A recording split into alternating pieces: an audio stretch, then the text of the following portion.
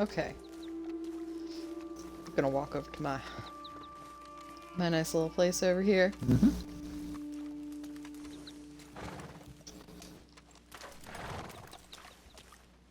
Alright. So, it's 8 o'clock. Welcome back to those who suffered the first test run of this stream with me and Dave while we were trying to figure out everything. This is Storytime Chit-chat with HopefulAttempt and HippieGhost. Hello! Thanks for joining us. And, I mean, we don't have any viewers at the moment, but that doesn't mean you're not watching this on YouTube, so we're gonna double speak stuff, I guess. But, but, you know, if you like the stream, be sure to follow me on Twitch, Twitter, Facebook, YouTube, Wattpad, all at HopefulAttempt. And if you want to keep the, help keep the content coming, become a supporter at my Patreon. The cheapest subscription is $3 a month. So you can check the about part of my channel on Twitch for the links if you're currently watching. So, Go were ahead. you going to say something, Dave? No, go ahead. This is all you. Balls in your court. I didn't know there was balls involved. We didn't even make it 2 minutes. We didn't even make it 2 minutes. Yep, 2 minutes in. Not 2 minutes in, and you already make a sex joke. All right, we are just doing lovely. Either way, we're not even 2 minutes in. There's already a sex joke, and we have 2 viewers. Welcome, hi, wonderful to have you. But we're gonna start off by discussing chapter 1. Then we'll do chapter 2, 3 questions. Fun stuff, all the fun stuff. So, in Chapter 1, it's covering the sacrifice of Axis, who is one of the main characters in this story that I've named When Souls Awaken, because, I should probably mention the name of the story when we're talking about it, at least once. But, thank you for the heart.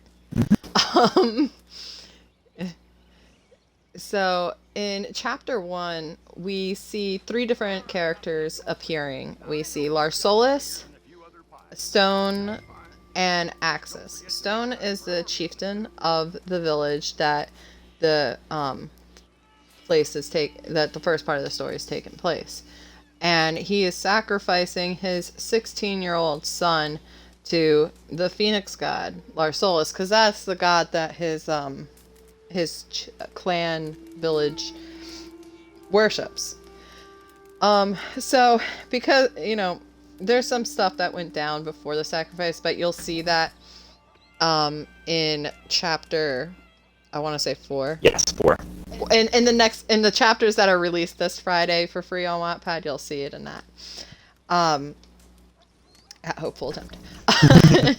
So Axis is 16-year-old. So, it's a very turmoil time just normally for a teenager, Having a rough time. I personally hated the part of my teenage years when I got lit on fire. Right? Me too. Fun fact, that actually happened. Fun fact, I didn't actually burn, I just burnt my dad's sweater. I was wearing it. It's the green fleece. I'm sorry, Dad, if you couldn't figure out where that charred part of the sleeve was from all these years. Surprise! That was it.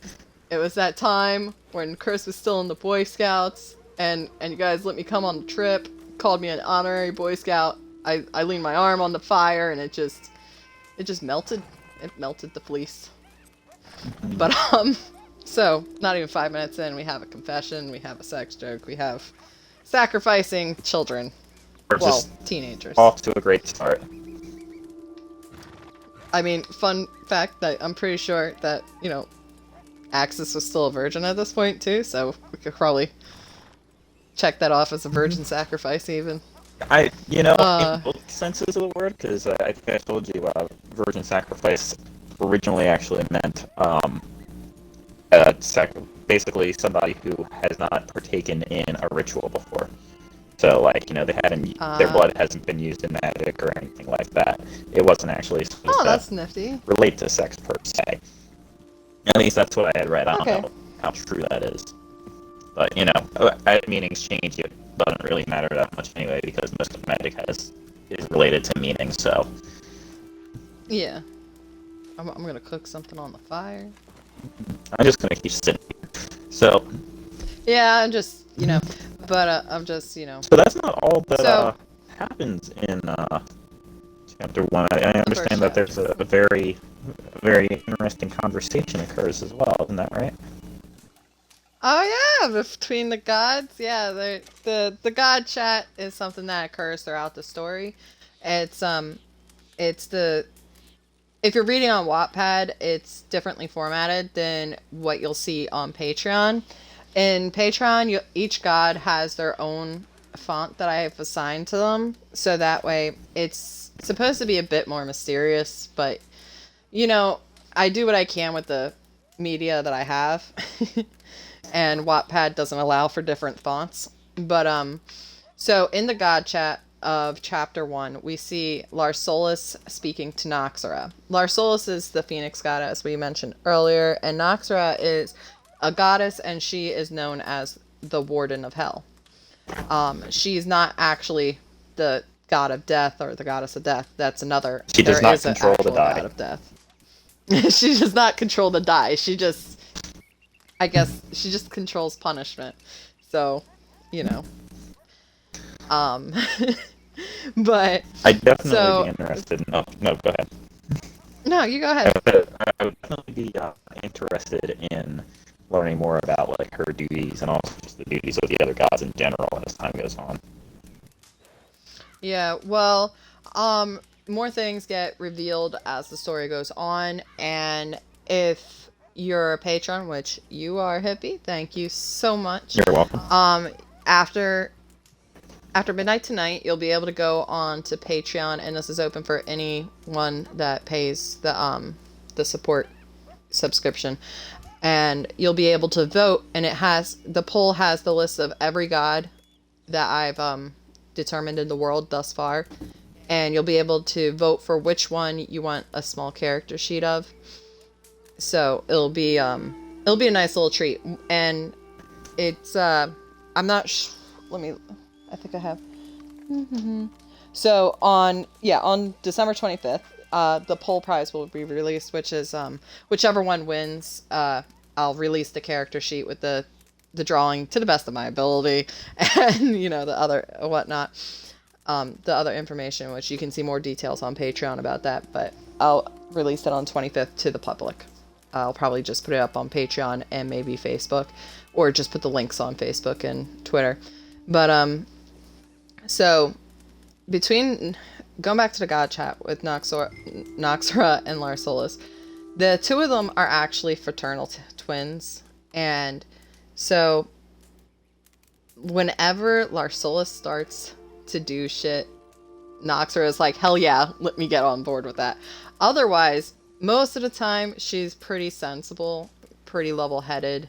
I mean, she's the Warden of Hell. She's, but she can't help but join in on her brother's shenanigans. That's what it really comes down to. Devilish side, is what I'm hearing. Yeah, something like that. As I brew another cup of coffee, which is kind of, makes me think of a god that will be introduced in the next chapter. One of our favorites. He's just done with everything. And he takes no shit. I can't wait for him to come up and for everyone to meet him. Yeah, he's easily my favorite of the pantheon you've got. Yeah. My favorite has to be his wife. You'll find out about her later in the story too. Yeah. But she's just so wonderful. Unfortunately, she really doesn't have that big of a part in the story. Like, she does and she doesn't all at once. She's very instrumental and not. She just doesn't. Her impact is huge, but her appearance is small, I think is the way to put that. Yeah, I think that's about right. So anyways, with their little chat, the two of them are discussing whether or not, is discussing a way to make life more entertaining, so to speak. So they're trying to figure out if, not trying to figure out. Larsolus honestly has already made up his mind. He's just bringing his sister in on the chaos because, he's a good older brother, or not older brother. He's a good twin. He's a good brother. He makes sure his sister knows what the hell's going on. My brother does that sometimes. But so I did not mean to do that. oh, you're fine. So just so there's always God chat happening in most of the chapters, if not all of them. There'll be God chat happening, and the characters of the story, in general, like the population of Vismundus, the world, are not aware of the actual speak that's going on between them, but they're aware that the gods can listen in on them, and that's actually comes up in a conversation later on when certain stuff and things transpire. But so in the first chapter, I can't remember what it's named. Oh. The Phoenix Rises. Sorry. Yes. I'm still, I am just as anxious as I was for the test run, so I apologize for my stuttering, verbal pauses, and all that, but hey, I'm here, I'm doing it, I'm trying. You're doing good. But, thank you. In The Phoenix Rises, it really is about Axis becoming a mage, and the first chapter is his rebirth for the worse, so to speak, instead of for the better, because he's already someone who's passionate, and he has some anger issues, nothing too crazy yet, but the trauma of his father sacrificing him, burning him alive. Where did this deer come from? Oh, that's nice. Thank you, Mr. Random Person. He is so fancy looking. Mm-hmm. Holy shit. Thank you, Mr. Random. Everybody wave to Mr. Random. Okay, I'm gonna put this in my butcher thingy. God, where is my table? But that totally got me thrown off. Yeah.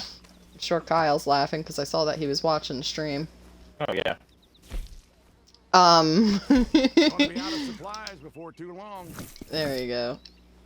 Maybe Harriet won't scream at me for killing animals now. Hey. Harriet is a character in the game that's the naturalist role, and if you kill things, she gets really upset. But so, anyways, so the first chapter is his rebirth, and he's, as I was saying, he's it's really traumatizing to have your father sacrifice you. I mean, I bet you he kind of wishes that his father just, kind of left and didn't come back. But, unfortunately... Oh, he's giving me a person now. That's nice. Okay. Oh. Okay. I'm going to pick him up and put him on my horse. Alright. He's mine now. So... I appreciate sacrifices here. This is, I'm gonna stow him on my horse. Yep. Go on. Oh, I put him on the horse and then I told my horse to flee and then he fell off. Yeah. Well, that didn't work. Alright. Whatever. I'll cut him free. Anyways. So, we got a friend. Mm-hmm. No idea who these people are, by the way. But, yeah. Where was I? You were talking the trauma. about how... Yes. So, things are traumatizing and all that. I'm just so thrown right now. Alright, well, how about this then? Because we're about reaching the 15-minute mark anyway, so how about we talk a little bit about what happens in Chapter 2? Yeah, I'm just trying to make sure I have everything that I wanted to say for that. Yeah, we're still, getting used to all this stuff, so our transitions and everything aren't that great, but could be better, could be worse, Mm-hmm. All sorts of fun. Don't know why these people are hanging out with us in this game, but, I mean, they're just randoms. Yeah. I don't know where my horse went. I told him to flee, but... Yeah. Okay, but Chapter 2. So in chapter 2, it's called The Black Dog. To begin with, The Black Dog is one of my, like, I've always really liked the lore, ever since I first heard about the lore of the Black Dog. And, you know, I like the positive end of it, which is that they, guard the, graves of people who've died traumatic deaths, but there's all sorts of different lore. That's just one of the ones I've heard. I've also heard that, like, someone buried their dog and it came back as a protector and whatnot. But, you know, there's all sorts of stuff and things about that. But, so I thought it was kind of fun to title it The Black Dog for, that reason. And so in chapter 2, the characters that we see actually appearing in the chapter is Flora Valier and Usko. While in the God chat, we hear from Noxera, again, Larsolis' sister, and Usko. So, obviously, that right there should give you the hint that Usko is a god in his own right, even though that he's considered the guardian of hell, the guard dog of hell, you know, because he can actually speak and interact with the gods on the God chat. And every single time I call it the God chat, I'm just like imagining them like texting in like a Facebook group or something, and I don't know why. But I'm just imagining them just watching like on like just it's a a big Discord, project. so Yeah, like I'm imagining like you know yeah. they've got like popcorn and you know they're just kind of like roasting the mortals. Sometimes literally. I bet you they probably do. I'm sure they do, like, maybe every Friday night. They just, every first Friday of the month, the gods get together and roast the mortals, you know? Yeah. Exactly. So, Flora Valier, she is an orphan. She's 6 years old in this chapter. So, what happened was her mother abandoned her at the orphanage because one day her father just left. So, and her mother decided to abandon her in favor of chasing after the father. And it's left poor Flora abandoned and all alone and just sad. You know, poor girl. F in the chat, boys, because I can't do anything seriously. Yeah, you were pretty inspired for Flora too.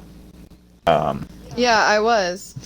And I had some great inspiration for Flora. There's this other character named Grell that I read about, and she's just really, you know, she's got that loneliness, sadness to her, and it'd be great if we could hear from the author about that. Oh wait, we can. Hi, Dave. Hi. Yes. Yeah, that was. Dave wrote Grell. Sorry. Yes. So at the same time that So stupid. you're just you're Sorry, doing go on. wonderfully. You're okay. So so yes, while Amanda was working on When Souls Awaken, I was working on a story called The Spirit of Magic. It focused on a girl who was neglected by her parents, neglected basically by her entire town, and had that deep loneliness. And she ends up actually going on an adventure to the spirit world of Athing, where she awakens all these spirits that contribute to Athing's magic. I don't want to go too much into it because there's a lot of changes coming to the story pretty soon before I actually start posting up that particular tale. But one of the big things that has remained consistent is just the deep loneliness that Grell has and that kind of need for compassion and that need for attachment because no one's ever given it to her. You know, she's the type of person that's always gone very heavily unnoticed. You know, she decides at one point that she's going to run away from home to prove herself right, that nobody would even realize that she left, and unfortunately that ends up being the case, but it works out for her. But I don't want to take away too much time from our lovely Flora here, who is my favorite character of When Souls Awaken. So, Amanda. Yeah. Thank you, David. But yeah, so Flora did the same thing as Grell. She left to see if anyone would notice, and nobody did. And so that's how she ended up wandering around in the forest alone. And so as she's wandering, she's just playing in the stream and whatnot, and she hears this howl. It's very soulful, empty, all at once. It's very sad, sounds abandoned, and it just strikes a chord with her. She's like, I know how that feels, and I can't have that going on for anyone else. And so she ends up running towards the howl. And she runs, and that's when she finds Usko. Usko at this point has been taken out of hell, removed from his realm, and abandoned in Vismundus. Well, more so placed, but he feels he's been abandoned. But as far as he's concerned, his mistress Noxra has abandoned him in the humans' world.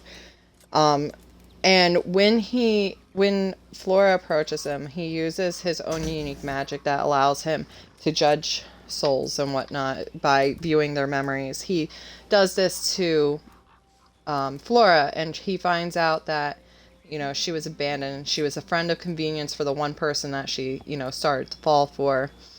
And he's just, Spoilers. it just struck such... No, that's all explained in chapter 2. Oh, that's right. Mm-hmm. I made notes so I wouldn't spoil things, hopefully. But if you haven't read chapters 1 through 3, this whole stream is spoilers. But Ta-da! Ta-da! But, it's only chapters 1 through 3.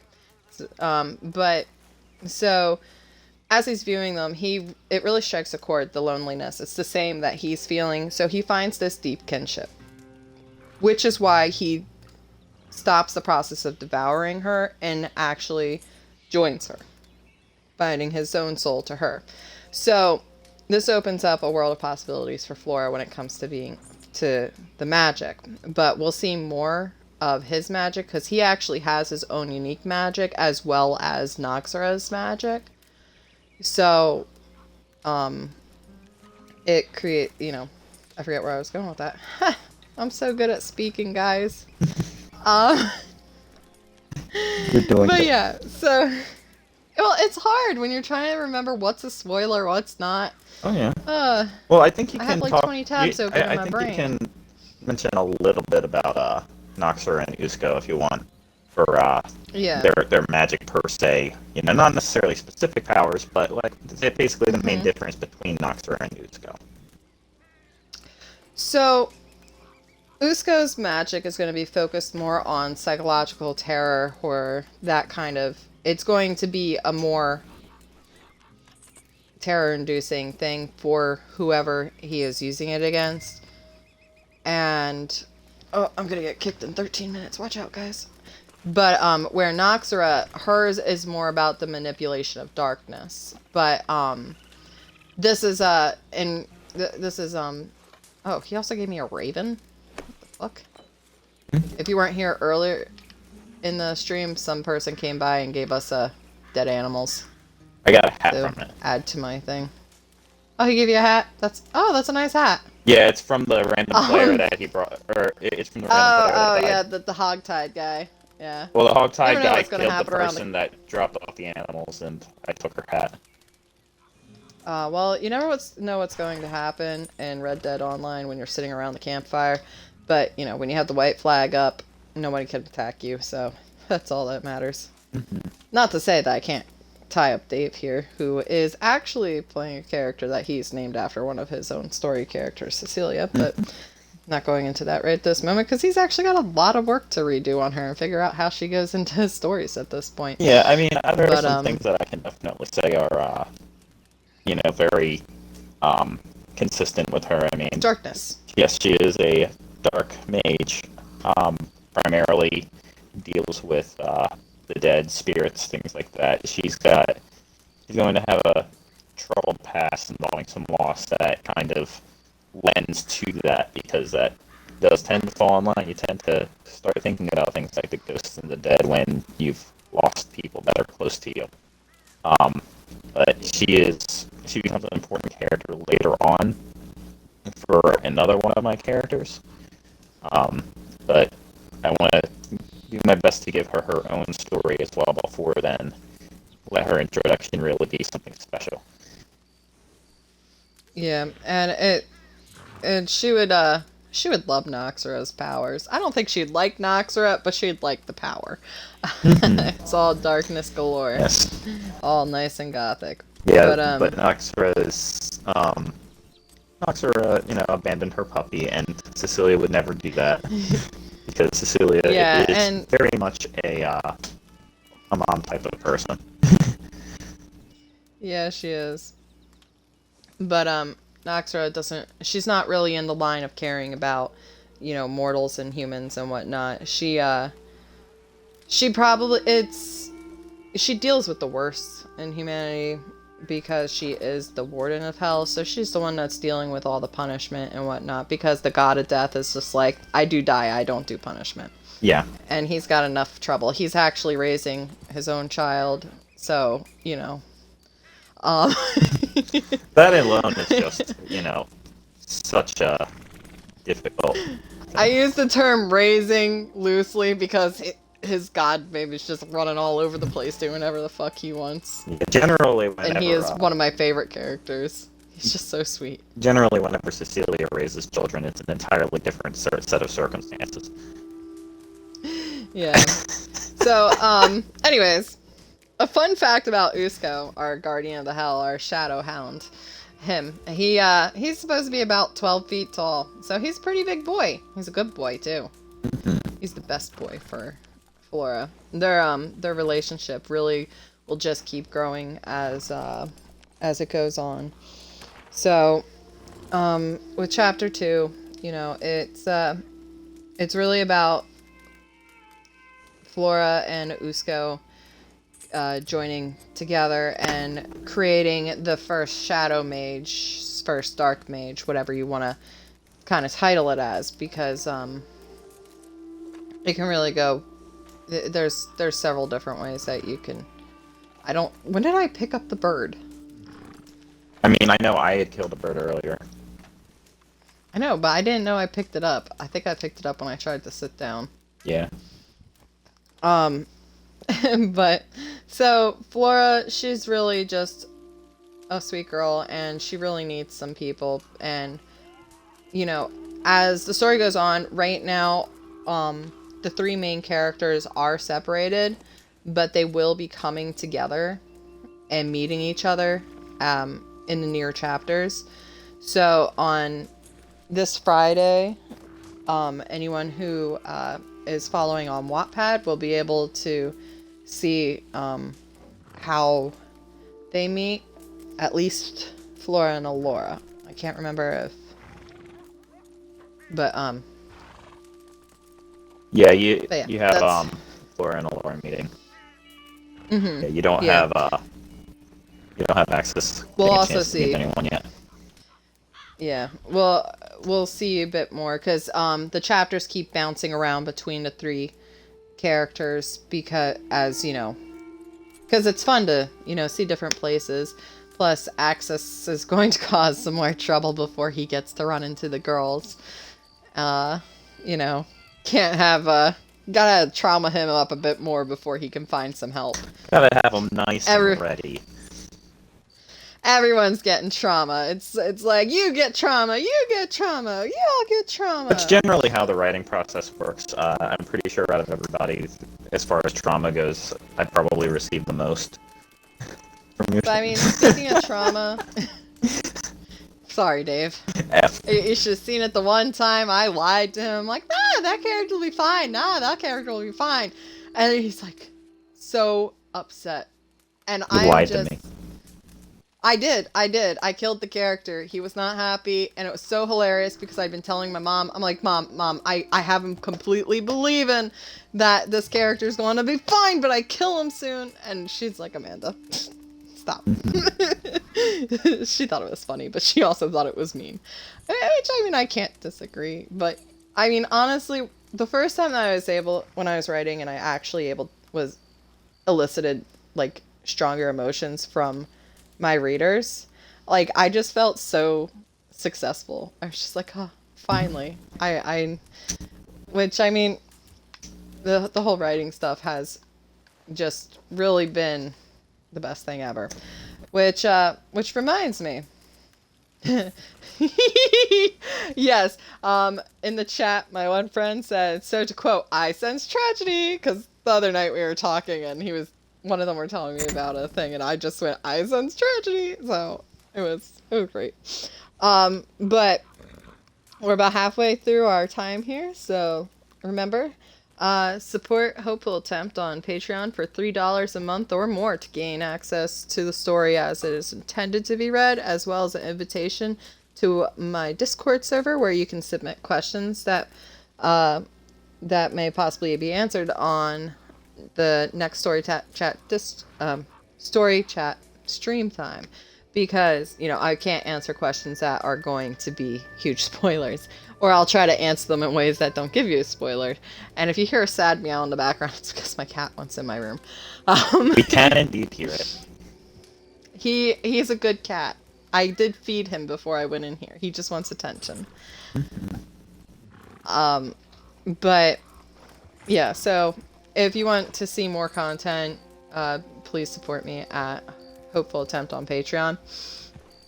$3 a month will give you access to all the story stuff, and then I'm going to be adding I'm going to be adding to more benefits to the tiers as I figure things out. But there's actually tiers where you can at the $25 tier you can get killed in my story. Not real, but have a name one of the characters that are supposed to be killed named after you. Yeah, apparently I am not allowed to just teleport you into her story world. I have already attempted that once, and I was scolded. Yeah, bad. So, but go back to all the trauma. It's a great way to go into Chapter 3, because this is where we have Alora's introduction. Now, Alora, she is 12 years old. She's already accruing scars and trauma. And, at the end of the chapter, you see a nice little showcase of her hero complex, because she is pretty badly hurt already with a severe infection. And she just hears screaming, and she's like, let me go take care of that, because, I don't need a hero, but somebody else does. And we see that, as a reoccurring theme throughout her character, throughout the story, you'll keep hearing her say, well, what's another scar? Like, she's just like, it's just what happens. She just downplays it, but, so, she's 12 years old, and she's, got, a sloth named Rune. And Rune just absolutely adores her. He's supposed to be a three-toed sloth. What's that? Three-clawed or three-toed? Three-toed. Either way. Three-toed. But you'll see what she is running off to protect, to save. She'll see what her hero complex is driving her off to in the in Chapter 4. It starts off with that because, I'm only so much of a monster with cliffhangers. But, I mean, it's not really too tragic at this point. But, and that, once again, that will be free on Friday for the public on Wattpad, 11/27. So, I'll be posting to remind everyone about it, and I'll try to get it up at midnight on, Thursday night, Friday morning, whatever you want to say it. So during this chapter, you also have two new gods in the god chat. You have Viserys, who is the forest god, and let me tell you one thing about him. He's a very grounded character. Oh my god. But, when you're reading it, you hear, there's the part where he's dragging his fingers on the ground. It sounds like he has really bad posture, but in reality, he just likes to leave trails of growth everywhere. He really likes his happy forest. He's like a snail druid. Yeah, he just kind of squirms around. But, so we see Viserys, and he's contemplating making Alora a mage. He's contemplating, and she would, And if he does, she'll be the first druid of the story. The first druid of the world, that is, in that, in Vismundus. But you have Nexiva, who just goes straight to discouraging him. She's just like, I wouldn't. Which we all laugh when we read that line. It's like, maybe I should take part. And she's just like, I wouldn't. She's like, nah, bruh. Nah. But, so Nexiva, she is known as the goddess of lost souls. And so she doesn't really deal with, like, someone actually being killed. Like, she's not in the realm of punishment or whatever. She's just basically your cross guard that goes out and finds lost kids, you know. But she just finds lost souls. So and quite often she guides them to sanctuary, which is an in-between. If you don't belong in heaven, if you're not good enough for heaven, but you're not bad enough for hell, you end up in sanctuary in this world. And if you're too evil to go to hell, you end up in the DMP. Okay, David. I try. Except, would it be the DHV, Department of Horse Vehicles? Yeah, probably. Because they're not motor. You know what? Or E for Department of Equine. Equine, yeah. Or The DEV. DET. Equine Department of Transportation. Equine Travels. I feel like I that's don't know gonna why have we're to be a thing in your world now. No, I'm not putting. Isn't DET deep? Isn't that like bad? No, bad? that's DEET. Ah, Yeah, you're good. kind of like leap, but for deep. Yeah. Either way. But anyway, yeah. So getting Sorry, back to the lost souls. Yeah. So what we and we see that Viserys agrees with Nexiva, and he says, you may be young, but you're wise. And this is alluding to the fact that Nexiva is one of the youngest gods in the world. And and she is related to one of the other gods. There are relationships between some of the gods, but not all of them are related, because not all gods are born the same way. That sounded kind of like a weird thing, but Well, you know, that does actually. I mean, if we have time for that little bit, since we have I know we don't necessarily want to skip right to questions, but why don't you elaborate on that a little bit? You know, how is a god baby formed? How is a god baby formed? He asks. Yes. It Who picks is Ferdinand? so I can't. Oh my god. But so gods are either born out of necessity, or they are born from two gods, you know, doing it. Oh look, we got another random. Or the same random. Oh, they're back. They've come back for us. Wonderful. They're probably wondering what we're doing. You guys have been just sitting on Red Dead doing nothing for an hour. But you guys are always welcome to our campfire. Mm-hmm. That is a fancy... She looks dapper. Well, in the chat, we have some ideas of how apparently gods are born.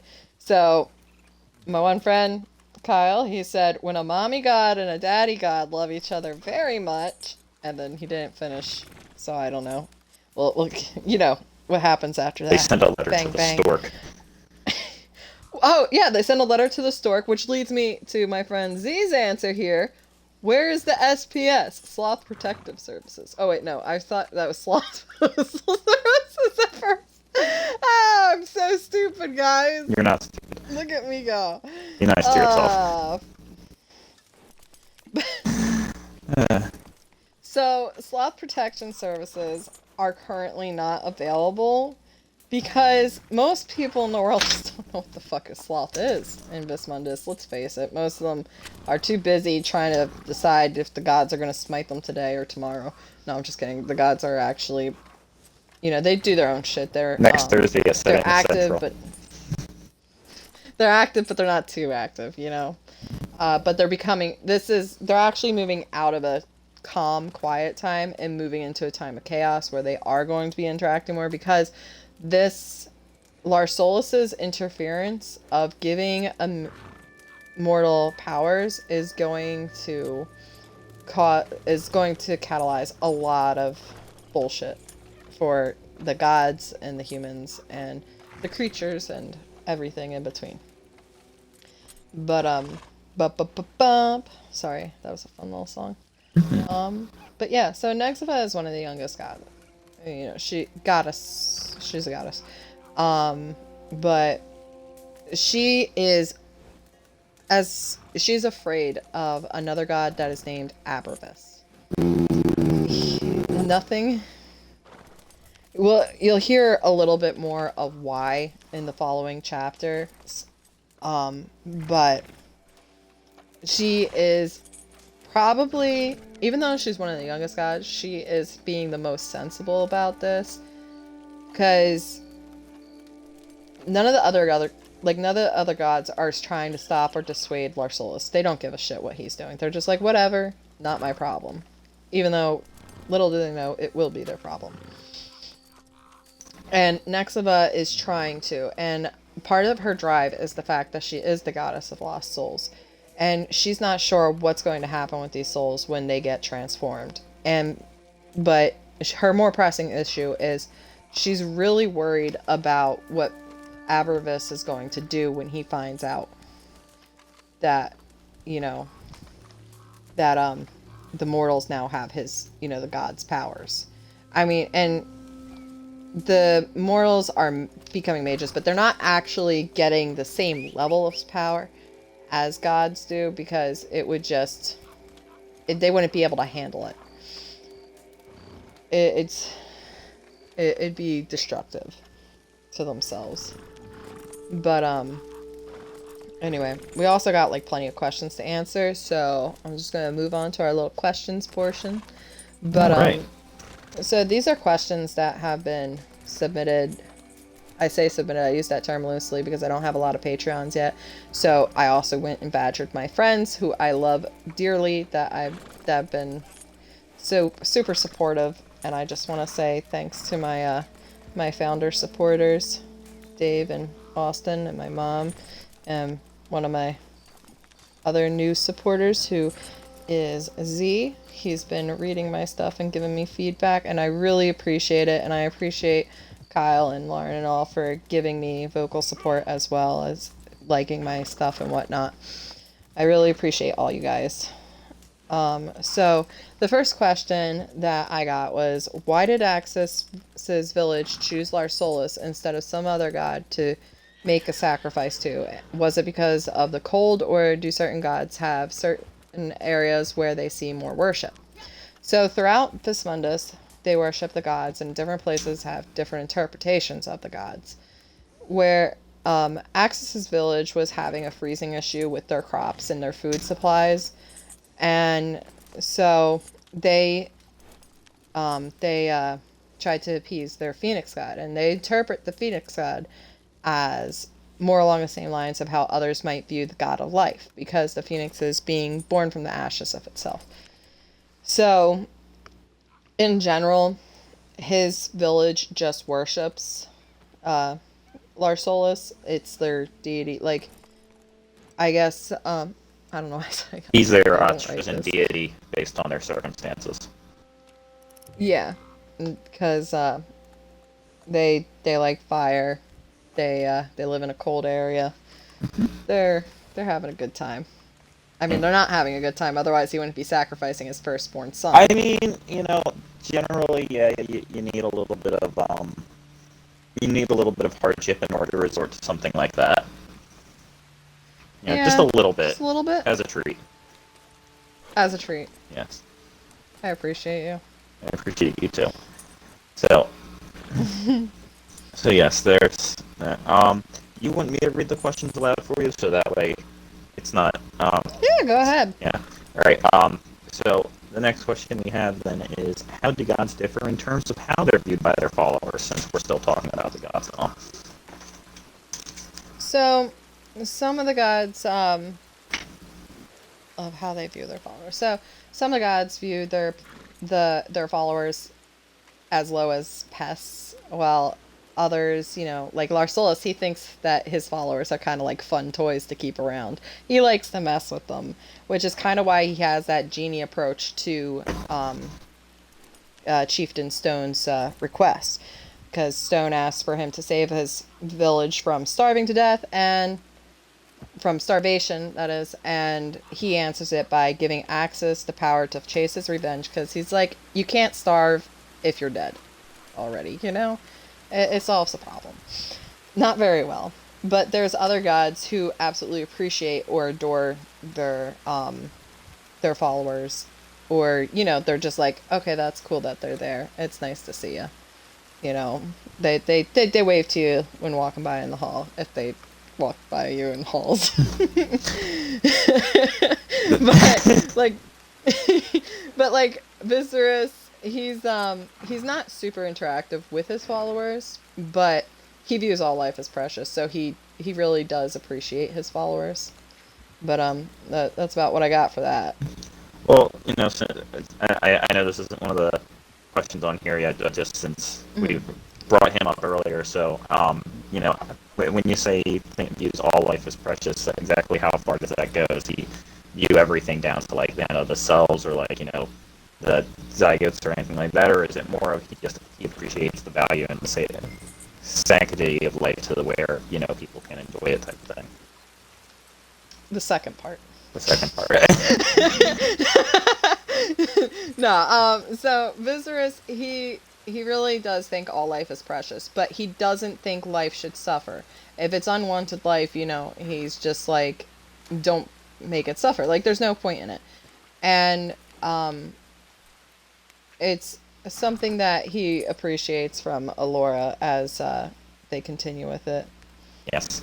Yes, she does share that. And yeah, because you'll see one of the instances in the next chapter, in chapter 4, of how she displays this kind of this view Values, of yeah. all life is precious, but there's a point where life isn't always better than death. Mm-hmm. Okay, next question. Why did Flora run towards the danger? I mean, you have this 6-year-old girl. She hears this wolf howling in the night. She's probably terrified. Why'd she run? Why didn't she run away? Why did she run towards it? Okay, so mainly it's Flora ran towards the danger because she heard a sad puppy. I mean, who's not gonna go to a sad puppy? I mean, it does sound like it could devour your soul, rip you apart, and but Make for a pretty bad Tuesday. no, but really, she felt the pain of his abandonment in his howl when she did hear that. So, and she just couldn't ignore it because it was something she felt in her core after being abandoned herself and just tossed aside like she was nothing, and people didn't even notice she left.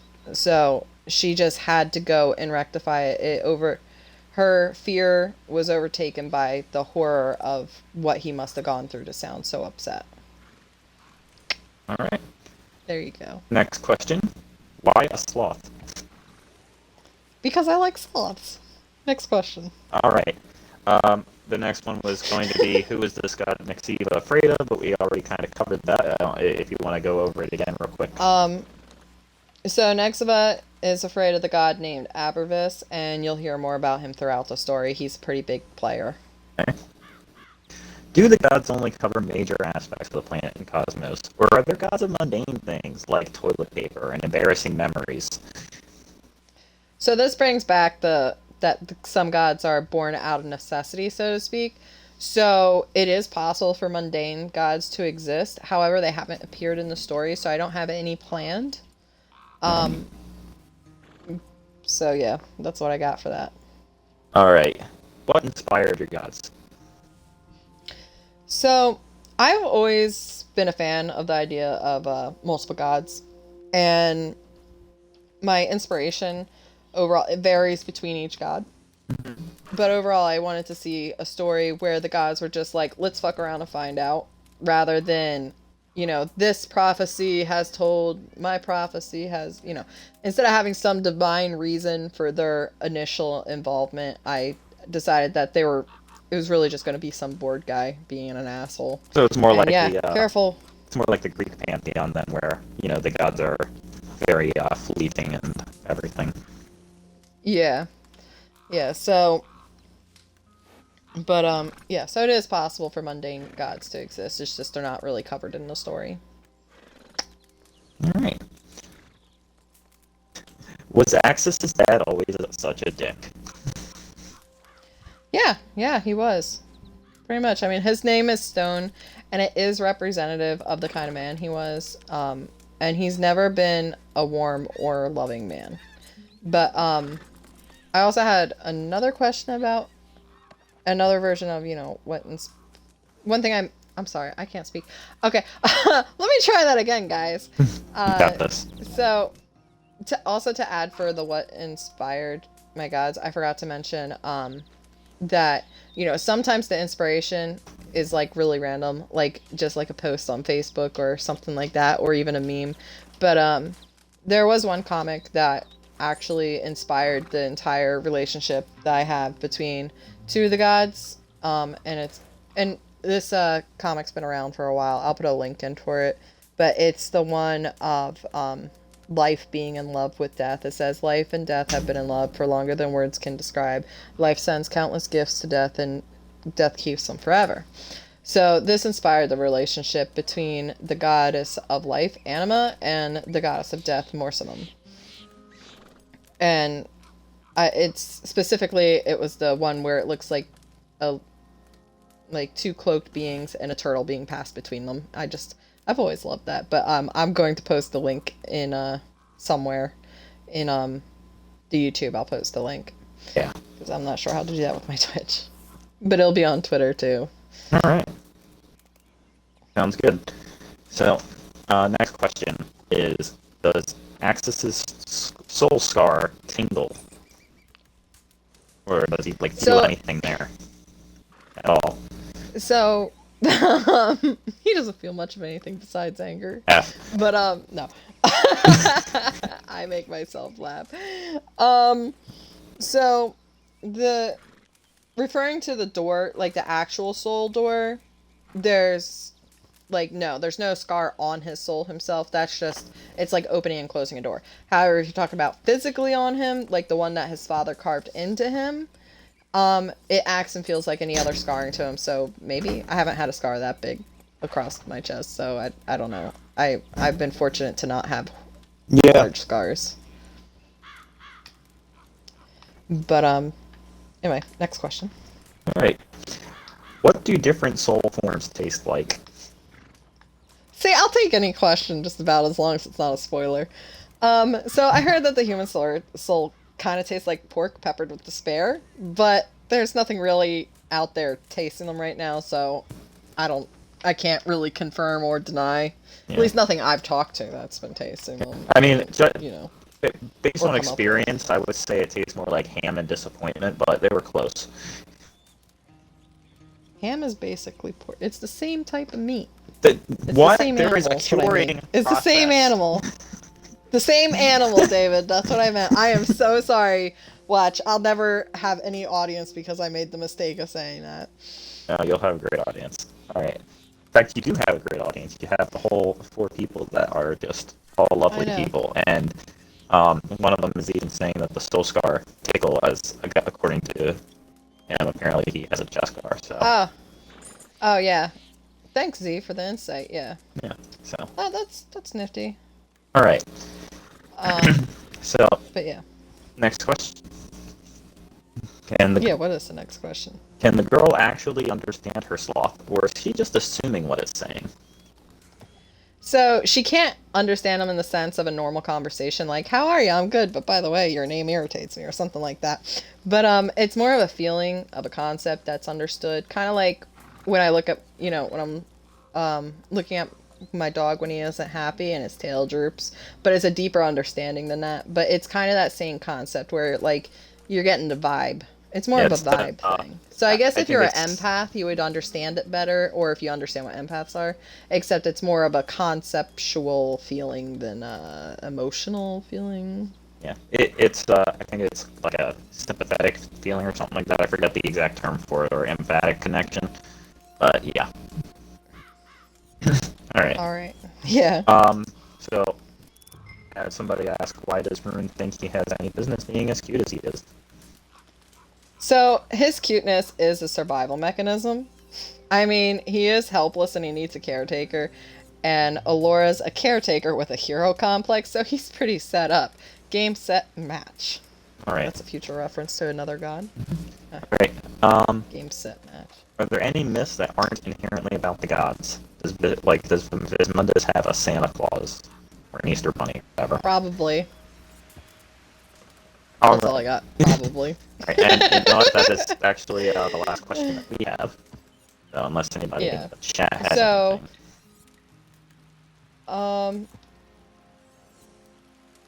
So anyway, if you do have any questions, throw them in the chat, and we'll take a look at them in just a second. If so long as I can actually answer them. But for the meantime, I got some questions for you, Dave. Hi. Who is also known as HippieGhost, who is going to be posting his own content soon. Yep. The first question is actually in regards to that. When do you expect to start publishing your content? So what I'm actually doing is I'm trying to get a little bit of a backlog first, just so I don't run myself ragged. My plan is to be able to publish something once every 2 weeks, like you are, and essentially do the same model where I post free content on Wattpad, and then a week, I have the Patreon stuff a week ahead of time, with different tiers and everything. So basically, I have one completed short story that will actually be the first story that is published, and that will be published as a whole, just all in one shot. It's about two, a brother and a sister from the desert land of Chalgrim arriving at the port town of Dravensport to try to find work in a city where opportunity is actually a little bit slim for people of their lineage, we'll say. So it's. All right. So, sorry, go on.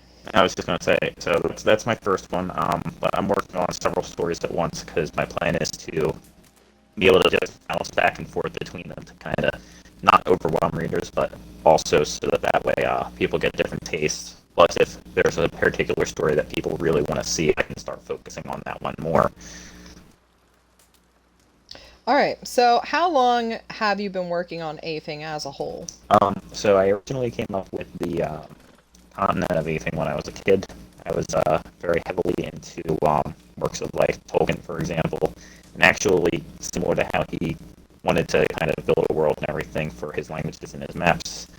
I essentially did the same thing. I was more interested in the land of Athing than in the stories at first, but over time that kind of shifted, and now I'm writing stories for the world itself that I'm very excited about. So I would say, I would say the first bit of writing I did for Athing was probably when I was 11 or 12. So Aww. Yeah. He's been in the game for a while, apparently. No, I'm just getting in here. Mm-hmm. So, what are some of the largest threats in Athings towards your protagonist? Just list 3 of them or something. Well, the main, at least as far as the protagonist go, the main threat is the different night orders around Athing. So, Athing is made up of several different kingdoms, each with their own laws, but one thing that they all have in common is each one has a night order that kind of protects and does, upholds the laws of Athing. But in some of those countries, such as Alona, Enos, and especially Cetus, those night factions tend to be more about upholding the status quo, and they're very bigoted, they're very racist. There's a lot of discrimination against people who either are practitioners of magic that don't fall in line with their church, or just are of a different race or even species, because I have multiple species in my world as well, and not just like your typical like fantasy stuff like elves. I have one race called the Andarians that are a seafaring race that I'm very, very proud of. So they're the biggest Yeah, one. they're really neat. Yeah, but And we are coming nice. up on the hour mark here. Oh, yes, we are. So I'll try to wrap it up then. So yeah, knights are the biggest threat, but there's also a cult that worships a dark god that gets thrown in the mix, and some of the characters, their biggest threat is themselves. And okay, I just have to ask this question though. Is it true that your character's cursed, but you don't? I mean, I personally use curses all the time on people that, like, like, slight me or anger me, but usually they tend to be minor. Oh, and one other thing. What's the titles of what's the title of the short story that you have ready? So the title of the short story, I have to open up that folder because it's finding work. Simplistic. You gotta love it. Yep. Sometimes the best way to go is simple. So far, that is the first one, but there's 4 other stories that are being worked on at once. Those are Leaving Home, Awakening, Oathbreaker, and Of Bricks and Bottles. Bricks and Bottles is my favorite so far. I have to Yes. say. But anyways, we've been streaming for about an hour, a little bit more than that at this point, but who cares if we go a couple minutes over time, right? But before we go, I do have a small announcement. So tomorrow, the holiday treat poll, which I had mentioned earlier, for patrons opens to cast for the patrons to cast their vote on one of the gods to learn a bit more about them. So a brief character sheet of the winning god will be released for everyone to enjoy, which will feature fun facts about the winner, a bit of lore, and a crew drawing of them with their symbol. I'm not the best artist, but I will try for everyone. So if you like the stream, be sure to follow me here on Twitch as well as on Twitter, Facebook, YouTube, and Wattpad, all at HopefulAttempt, where you can enjoy Meme Monday announcements, updates, and artwork. If you want more content to keep coming, then please become a supporter at my Patreon. The cheapest subscription is $3 a month, and it guarantees all your access a week ahead of time of any of the a week earlier than Wattpad, and it'll let me be able to focus more time on this. Do you have anything else to add? No, that's pretty much it. Yeah, I look to see my work coming up soon. I'm sure Amanda will be sharing the pages and the links as well on her stuff. But over time, I think our Storytime Chit-chats will probably start to be a mix of talking about her stories and my stories that are up. Mm-hmm. Just to kind of add a little bit of variety. But no, that's it. That's all I've got. All right.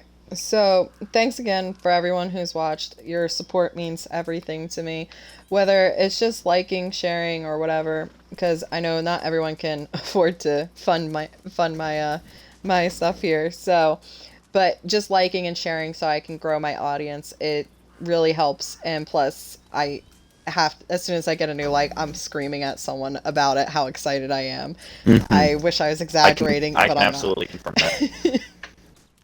I get really excited. So, because this is such a huge thing for me. And I just appreciate every view, every like, every share, every follow. Thank you again, guys. I'm going to hang up now.